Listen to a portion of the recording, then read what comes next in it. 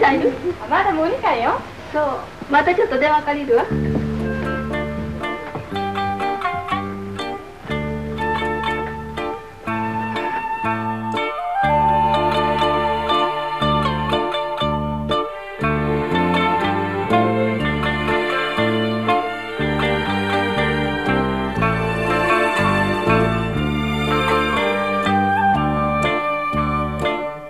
会いに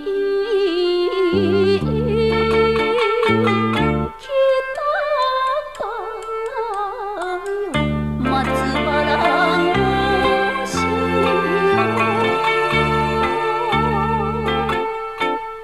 博多が夜のあれさよ船の日が見える日が見える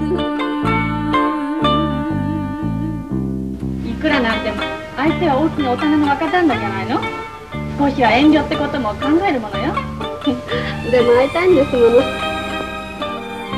あんたも随分達者になったわね。いろいろ押し込みを受けまして。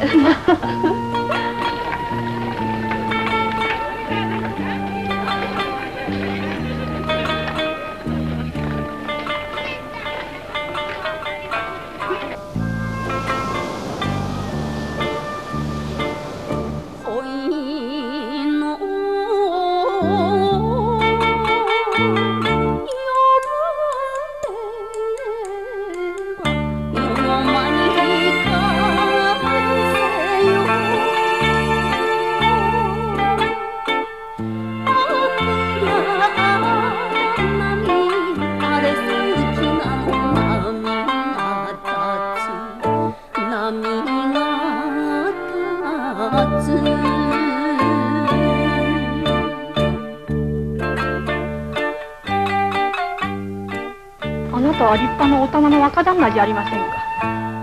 そんなお方が小春のような赤ん坊芸者にうつつを抜かしているなんて。これだけ生きがいのある人間にしてくれたのはみんな小春のおかげです。僕は誰が迎えに来ようと小春を離すことはできません。